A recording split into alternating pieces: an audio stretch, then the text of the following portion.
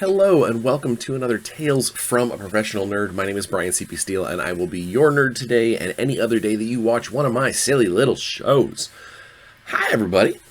So we are going to jump right into it. I also want to apologize. There is a more than zero chance that I might have to pause and run and take care of my dogs.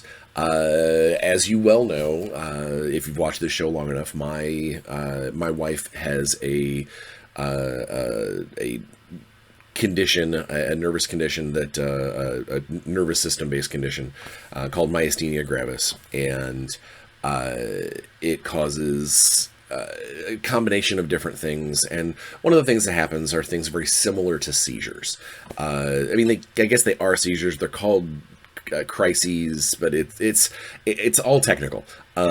Last night she had one of these crises. She's fine. Everything's fine. But she is sleeping in quite a bit today, meaning that I am on patrol for the dogs. They are currently outside being nice and soaking up the sun and enjoying their day. But if they start flipping out, I may need to pause and go and take care of my wonderful four-legged friends. But let's keep going to make it happen. Week in Bryan. On a personal level, it's been great. It's been a great week. Stressful, obviously. Money is always a thing. Situation with my nation's government is always a thing. And now these tariffs are now a thing. There's a lot of yuck going on. I try to keep myself smiling. I do want to give I always do this anonymously because I never want someone to feel, to feel singled out in a positive or negative manner. But I do want to put, you know who you are. I'm going to send a little shout out. So I always put my, for the sake of supporting the channel, there's the Amazon wish list, plus my PayPal and Venmo info, at the beginning of every video in the descriptions. And we've received lots of presents. We've received lots of fun things for the hobby section, and actually reams of paper for my printer, which was weird. But heck, this chair that I'm sitting in came from a fan. So I always want to say thank you. But I think only a couple of times we've ever received cash donations to the show, and I want to say thank you to there is a one of the subscribers. You know who you are. Heard my plight about my car and the fact that there's still a part that needs to get fixed on it, and that I have to wait until I get my next decent paycheck to get that taken care of. And they donated to the show, or rather plan to donate to the show. By the time this comes out, it may have already happened. Recording for future is always weird. But I gotta say a big thank you. You know who you are, and while you definitely did not need to do that, it is well appreciated, and my family, my show, and my general mental well-being thanks you. Other than that, on the personal level, things have been normal. Nothing super out of whack, out of ordinary. Everybody's healthy. Status quo, which is great. We like to hear that. We like status quo. Weather has started to get very nice here in Indiana. We've actually had several days with only a light sprinkling of rain. Now, it does mean that my lawn is out of control. And I will need to get it taken care of soon, or the town will get grumpy with me. But it's always a thing. And I think one highlight from last we met is I got invited down to talk as an industry speaker at Indiana University The MARLA, which MARLA, MARLA, stands for, I wrote it down, or I pulled it up, stands for the Media Arts Research and Learning Arcade Lab. It is a media arts student center that a couple of my friends work for them, and they reached out to me and was like, "Hey, we're doing a speaker series with people from the industry, and we would love to have you come and talk to our members." And so I came down. It was awesome. I was expecting. I was expecting the as far as the discussion part, the actual like speaking to students part. That's normal. I've done that before. But when they invited me back to the the MARLA office itself, I was expecting an office similar to this, like a single professor's room full of nerddom, and just kind of a collection of cool pop culture stuff. I was blown away. Multiple rooms, massive thing, little computer lab adjacent. It had a back office closet area that was filled with an overstock of like old video game consoles, stand-up machines, books, art, toys, sculptures. I mean, like if it was media art, pop culture, it was in there in some capacity. I was literally blown away. Not to mention, there were several students just kind of hanging out in this place. I mean, it was like I mean, they call it a museum, and it was absolutely museum worthy. It was fantastic. It was a really cool experience. And then I have to give a little momentary coolness. So the reason I went back to the museum is to do the MARLA Minute, which basically you record roughly a minute worth of explaining how cool this place is. It's a commercial. I mean, it's basically a 60-second commercial for MARLA, because a lot of what they do is based off of whatchamacallit. It's based off of donations and things, and the MARLA Minute basically shows people just how cool this joint is. And it's a video that they put up on YouTube and whatnot. And I was in the middle of recording my MARLA Minute, talking about how awesome it was to be there. And from the door to the MARLA offices, I hear someone gotta shout my name. And I turned to see who it was, and no joke, it was my friend Brandy, who I have not seen in the flesh. I mean, yeah, I've seen their exploits on Facebook and things like that, but I have not actually seen them in almost. I mean, like it's going on probably 17 or 18 years. Someone who I used to LARP with back in the day. And immediately stopped what I was doing, ran over, gave her a giant hug. It was amazing. Fighting tears back the whole time, because for me it was such a random encounter. Well, it turns out that Brandy works at the university, and her office is literally across the hall from the MARLA offices. She knew I was coming down. She heard my voice, so forth and so on. And her and her husband, we're gonna grab dinner sometime next month. Just because it was such a serendipitous moment, for me anyway, that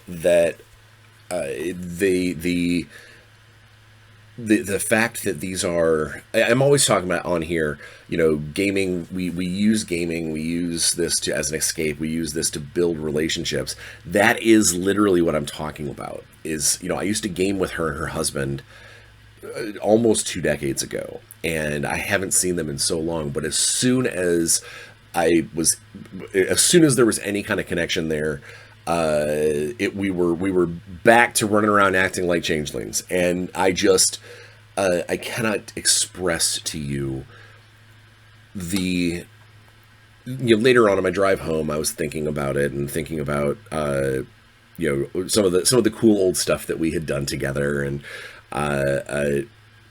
it reminds me that I hope that some of the things that I have built and some of the things that I have written and some of the stuff that I have created are fostering those kinds of lasting friendships elsewhere in the world.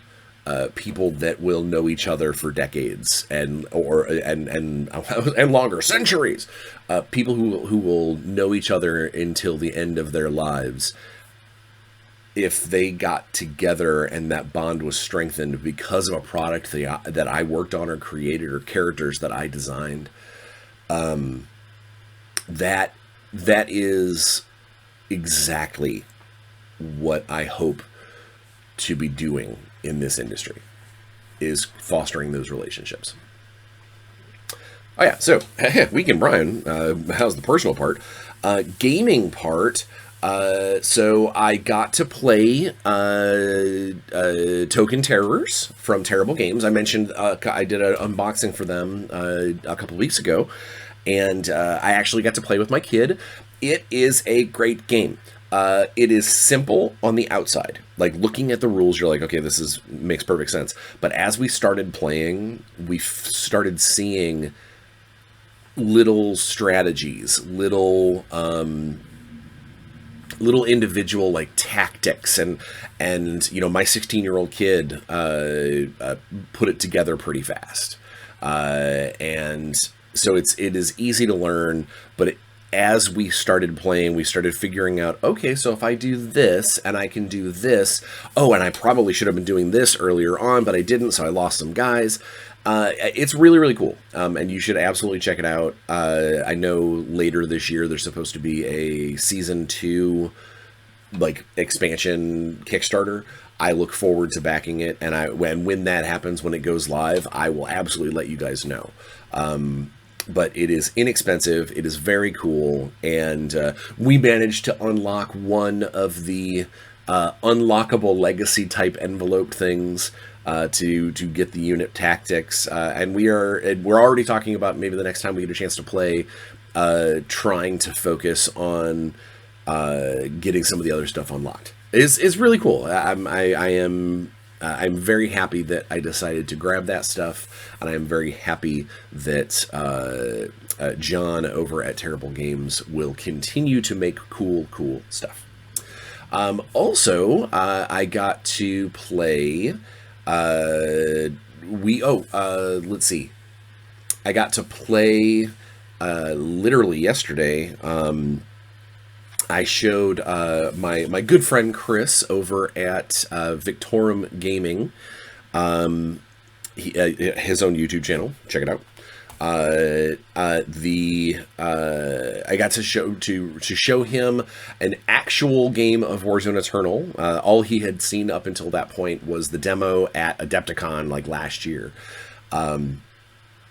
He beat the pants off me. I was playing a Cybertronic force that I tried to go heavy specialized rather than activations, and at 30 points it meant that I got out activated pretty fast, and a couple of bad dice rolls eliminated my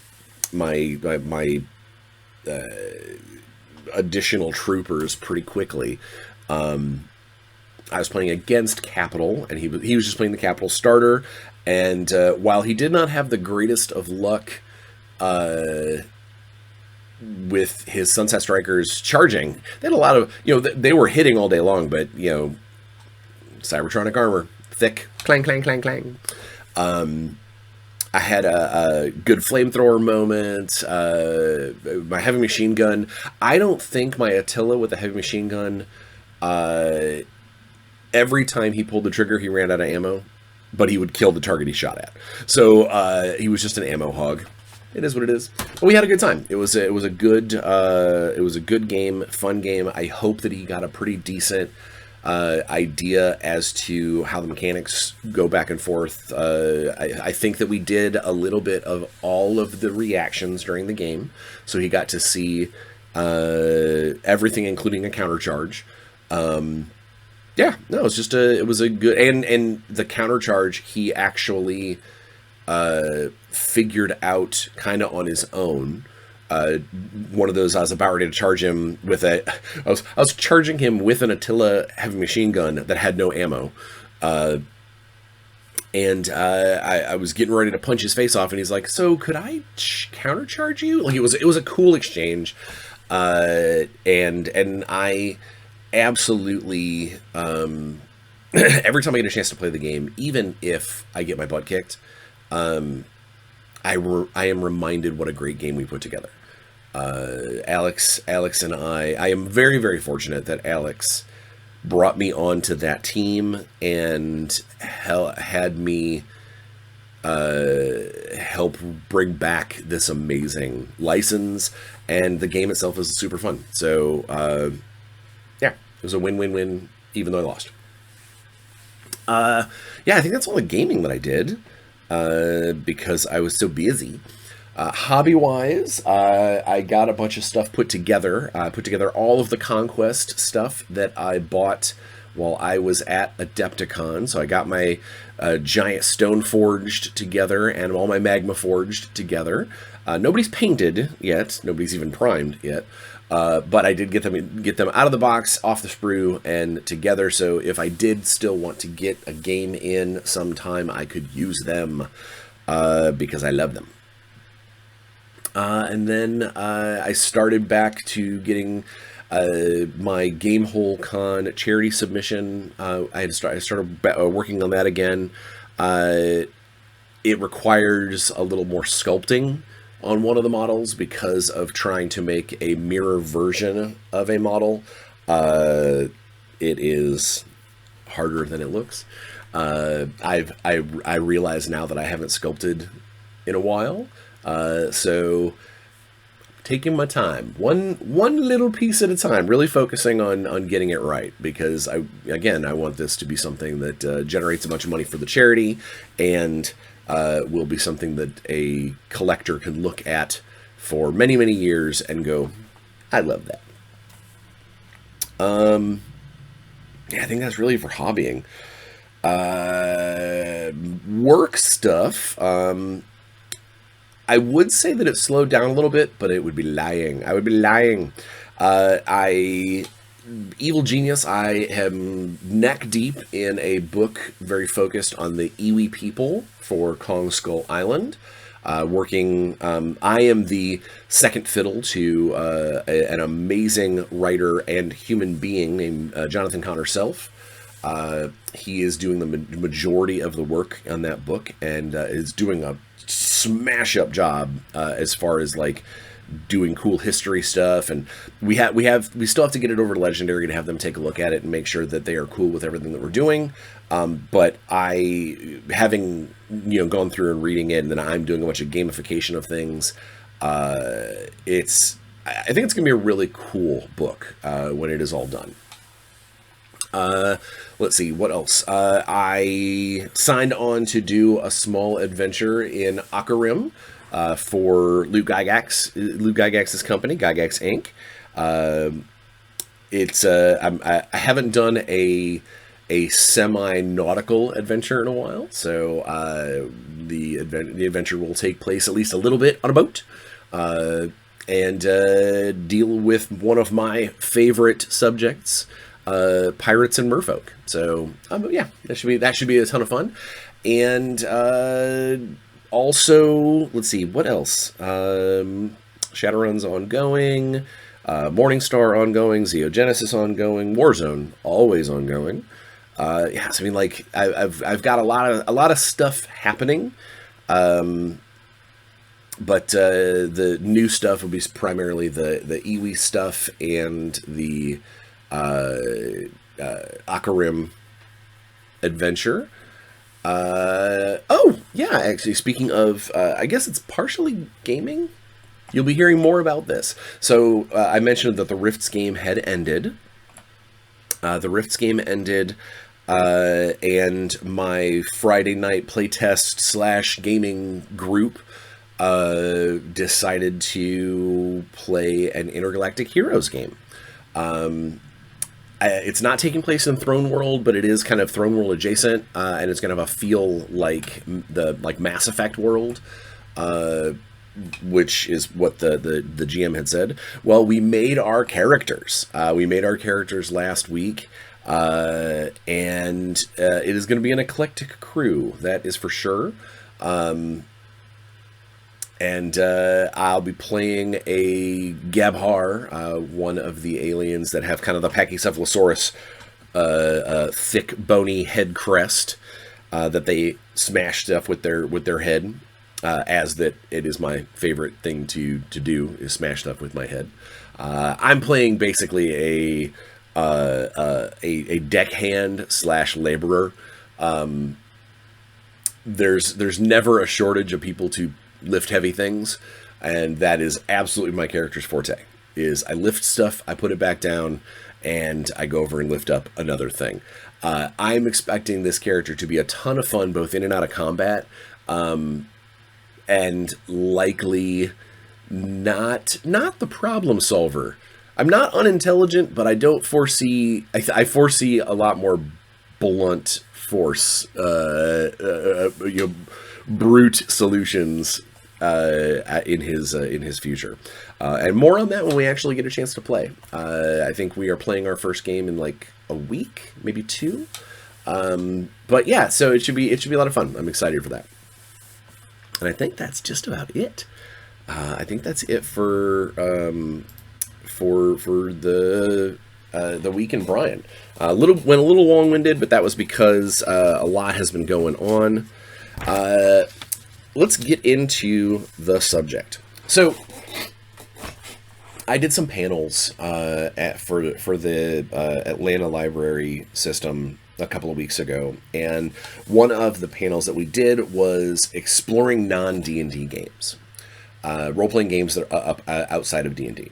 And in that panel, the audience really had a lot of questions about how do you get a D&D centric game group to branch out? How do you get them to decide not to just play the thing that they know and they love, especially when the industry is so filled with amazing 5e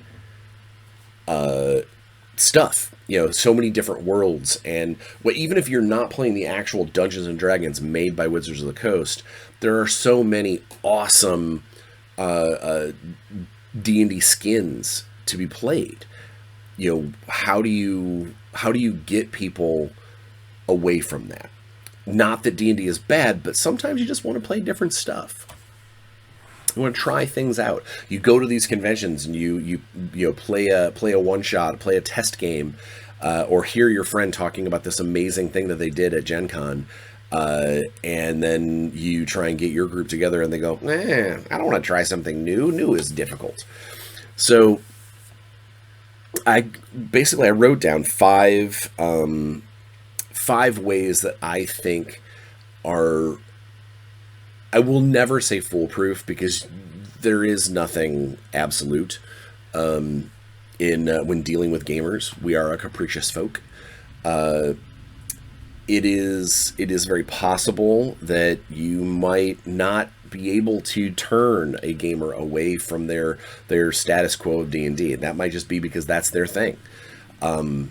And you might need to start up new groups, or add people, or like that one player who's just digging his heels in and says, no, I'm not going to do anything other than play this game. As our friendseagles, it's like a friendsicle, frozen friends. As our friend circles get larger and more diverse, sometimes you have to create different groups when it comes to gaming. I definitely have groups of people that I know are playing a game that it's not my bag. I like to hear how they do. I like to hear their stories and things, but I know that wouldn't be, I would not want to be at that table, because that seat would be better filled by somebody who would be having a better time. So there's nothing wrong with, flip-flopping people in and out of your game table. You're not cheating on other gamers because of it. It's just if you know, different tastes. If I am going out for mega raw sushi, I know that I'm not going to bring my wife. She does not like the raw sushi. If it's a place that might have some stuff that she'll eat, different story. But like if it's legitimately like we're doing a raw bar, then I'm not going to be like, hey, you should come have a bad time. It's just not a thing. If somebody doesn't like Mexican food, don't bring them to Hacienda. Yeah. So 5 techniques that I think can work. I'm not going to say will work. I'm going to say can work on getting your D&D centric game group to play something else. I think number 1 is, and these are not written in any particular order. They're not particularly one works better than the other. These are just they were ideas that I threw out, and they're like, aha, this is what happened. The first one is come up with a cool prop or a map or some kind of like gaming accessory that system that leans hard to that system. If you're trying to get your people to play something like Deadlands, maybe go out and get a set of those like revolver D6 or revolver 6-shooter dice. Like they look like bullets, or create if you're trying to do a Call of Cthulhu game. My friend Alyssa recently did a series of Call of Cthulhu games at Chaosium Con, which I gotta get to that show next year. It looked like they had so much fun. Where she made a life-size simulacrum of like this like magical being out of a mannequin and stuff. It was awesome. But she showed off this process that she was making this, and it was a assemble prop thing for her games. But I wasn't even going, and watching seeing this prop that she was making and seeing that this was happening. I had immediate, regrets for not being there. Like I was like, man, I wish I could be there and see this thing in person and help put it together and help build the story. You don't have to do anything that grandiose, but if you make a cool, coffee stained parchment map or something, and you could show your D&D players, I made the deed to the old haunted mansion in a Call of Cthulhu game, or I went down to the aquarium store and I bought this chunk of glass that's going to be the my universe's version of Energon for my Transformers game. Like there's a way to get people excited for the game completely outside of talking about the system, outside of talking about characters or anything like that. You just get them excited for, wow, you're really going to go all out for this spectacle of a game. And I think that if you can get your players excited before they even know the first game mechanic or the first character being built or anything like that, you've already got them interested to at least come to the table and give it a shot. And then from there on out, obviously you don't want some people to play something that they don't enjoy. If they're not having a good time, then you move on, you go back to D&D or whatever. But to get them to try it, getting them excited is key. And props and maps and gaming accessories and things, that's one way to really grab hold of a player's 5 senses. I think another good way is a lot of games in general, people have recorded live or actual plays on YouTube and Twitch. Some of the more obscure ones, maybe less so. But you might be able to find a video of people playing the Transformers game. You might be able to find a video of somebody playing RuneQuest or the Call of Cthulhu game or obviously everyday heroes. Like you can find videos of people having fun and playing, and if you can send that link to your players. I mean, obviously, there's nothing that says that they're actually going to watch it, but if you find a particularly entertaining game, a particularly fun showing of the system that you want to play, giving that to your gamers, let them watch it, let them get to see it firsthand that, oh, all right, people are having a good time. They also might be able to pick up on some of the cool mechanics from the game, because a lot of these live plays and actual plays, when a cool mechanic happens or a cool game rule comes up, that they will take a second and really focus on it and explain it to the audience, what's going on, why is this happening, and why is it so cool. And if your players get a chance to kind of read that / see other gamers experiencing it and being a part of that in real time, they might be more likely to understand why you want to bring it to the table in the first place. And if it's something particularly cool, they might go, I really want to see. I want to see how we would handle that. I want to see. I want to be the one that's rolling all those dice and making the pairings or whatever. So that's. It is you have to hope that your players are in fact going to watch the thing that you are sending them, the link that you're sending them or whatnot. But it's a good way of kind of throwing them in the deep end of the seeing why people play that particular system. Speaking of stories and things, I think one of the ways to do it is build your story, build the narrative of your game, and as gamers, especially gamers that play together, we often get together and talk about games.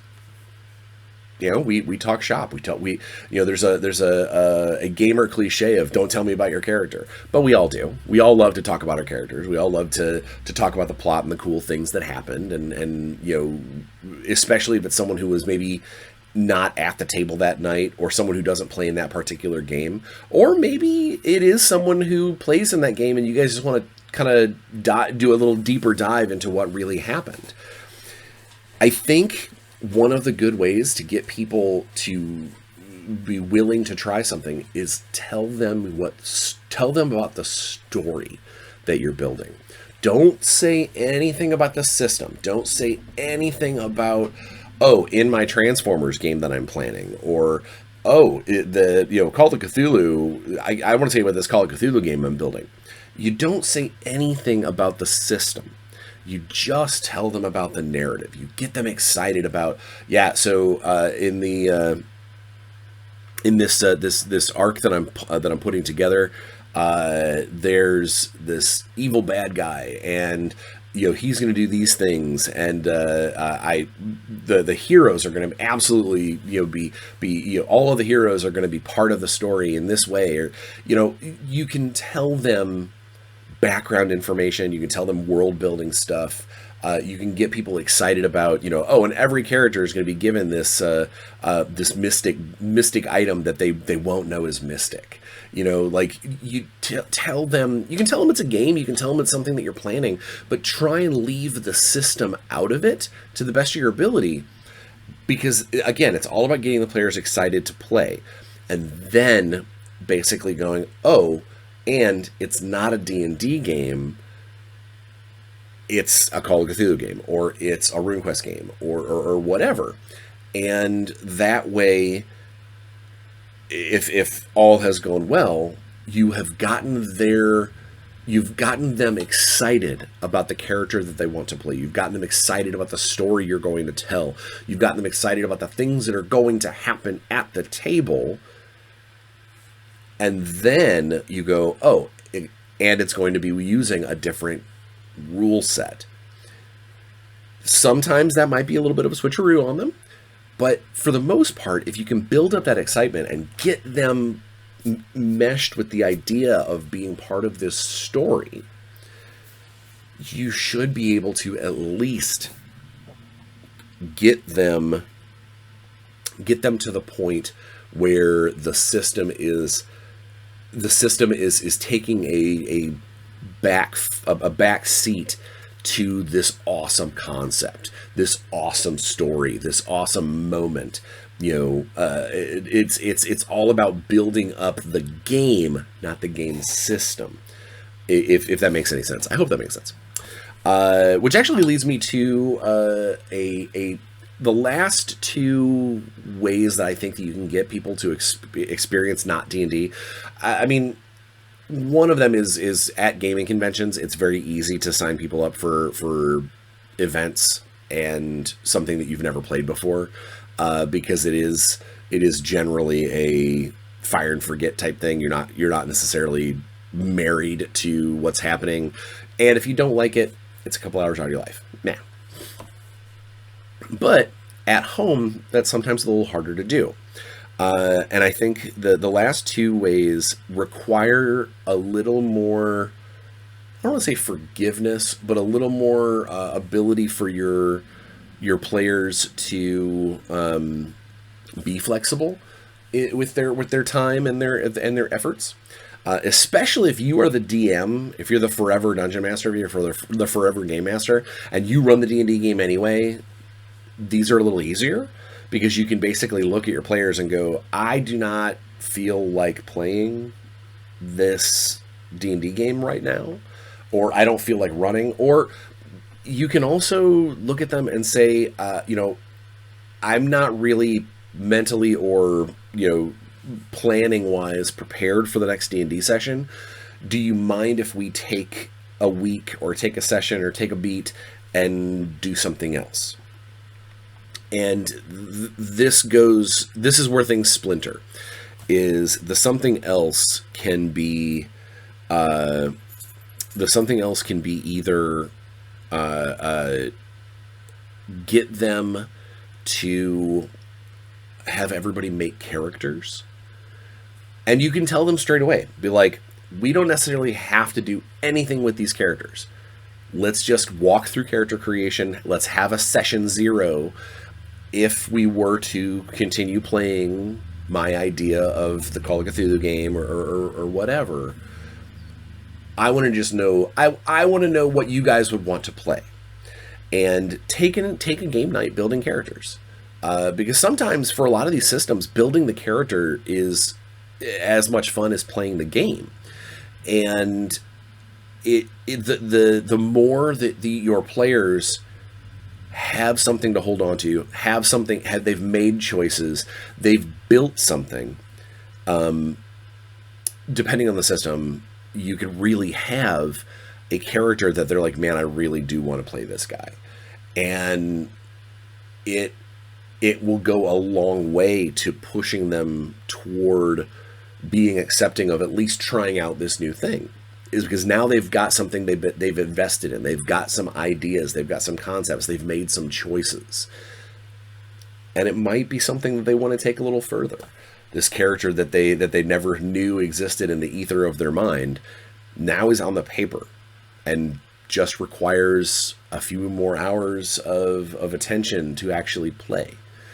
And that's something that you can build off of.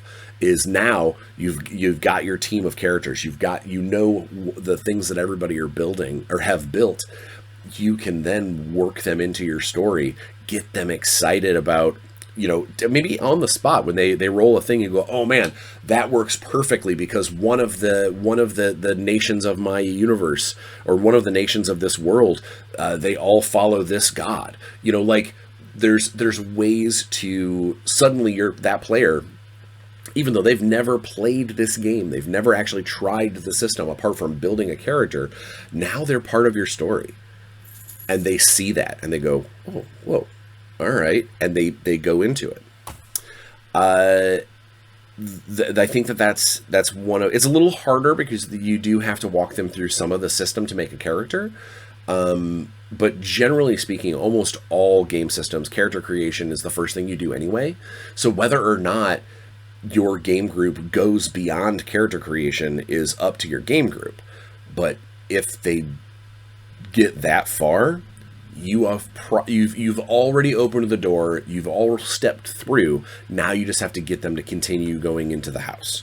And that's going to be a lot easier if they actually have a character in their hands and they are invested in seeing what this character can be more than just a handful of numbers on a page.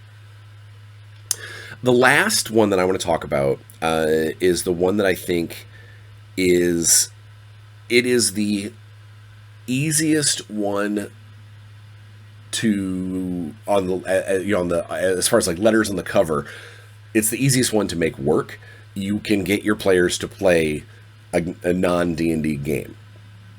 Getting your players to play experiment and play with non-D&D campaigns, that's a little harder. But getting them to try the system, getting them to play and enjoy themselves and have a good time, is you bring that convention game experience to your game table. There are a lot of companies. I'm not just going to pat Evil Genius in the back for our Sidekick app and the fact that we've got a ton of one-shot adventures that come included with pre-generated characters. When you go to a convention game, a lot of times they've already got characters built for you. You just pick a character and you sit down and you play for a few hours, and you enjoy yourself, or you walk away and decide that's not the system for you. If you can get your hands, whether it's through an easy system like the D&D Adventure League or Pathfinder Society or Shadowrun Missions or Evil Genius's Sidekick app, if you can get any of those pre-generated 3 to 4 hour long adventures, and whether they come with pre-generated characters, or if maybe you take the time to build a handful of characters for that adventure, all you have to do is basically invite the players over for your regular everyday game night. The game night of, this is the, normally we play D&D on every third Thursday or whatever. Or maybe you do something special. You're like, hey, everybody, I'd like to do a game night on this upcoming Sunday.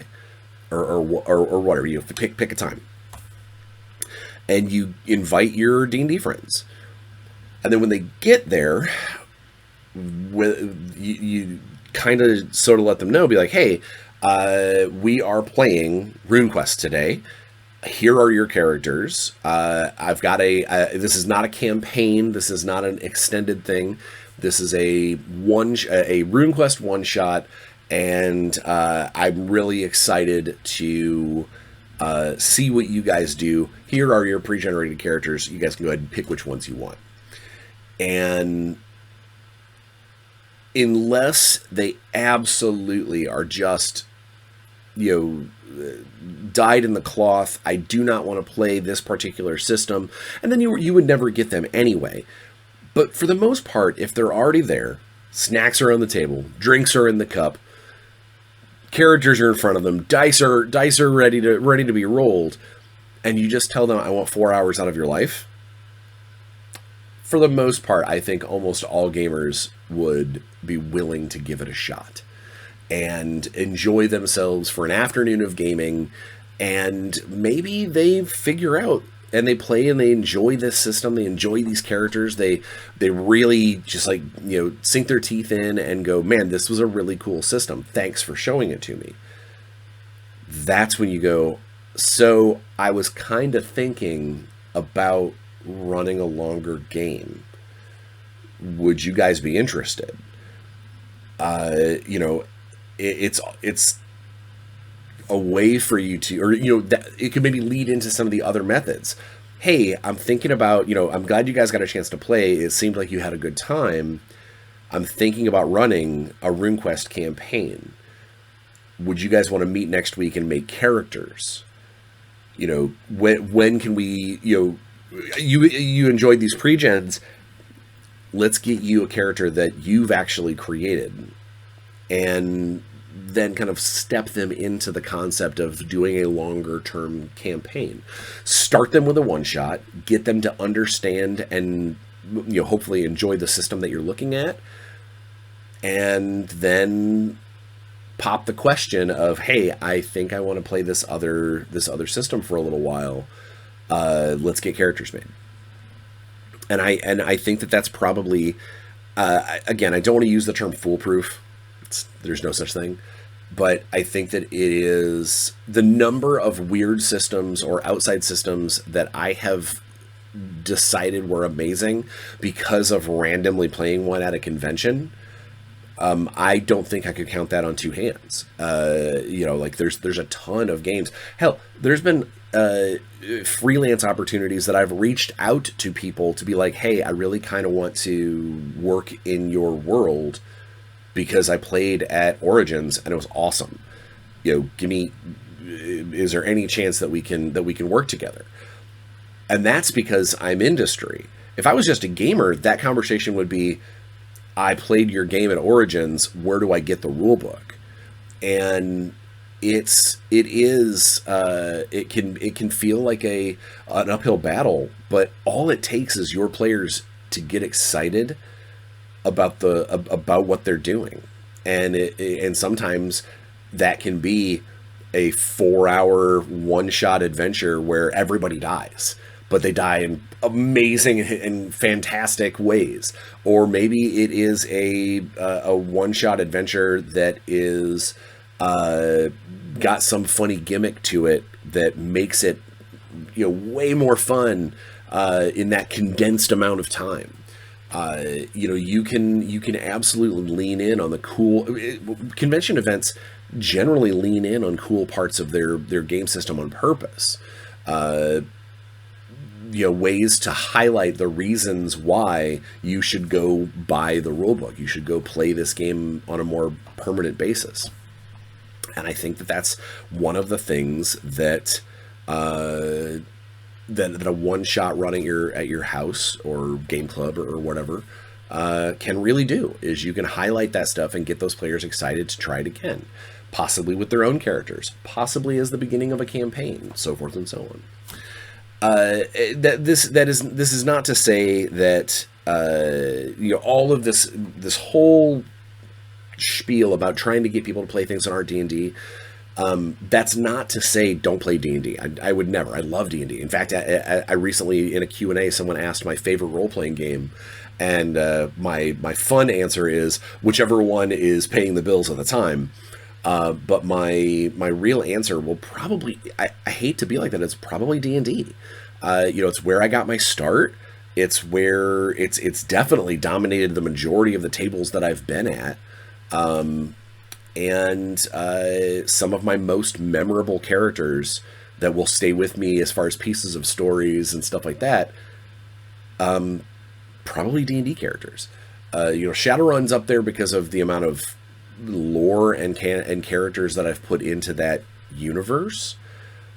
But as far as like gaming itself, it's probably D&D.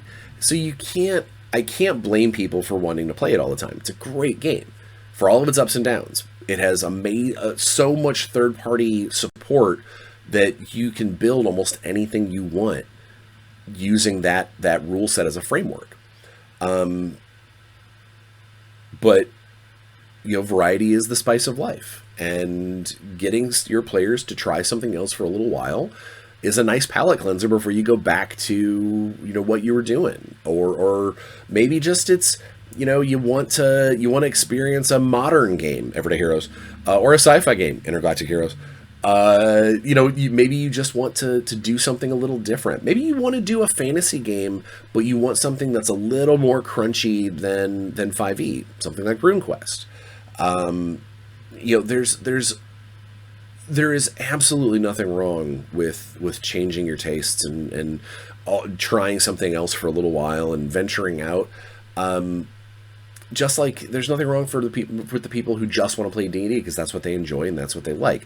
We game in order to have a good time. We game in order to escape from the hardships and the kind of banality of the world around us.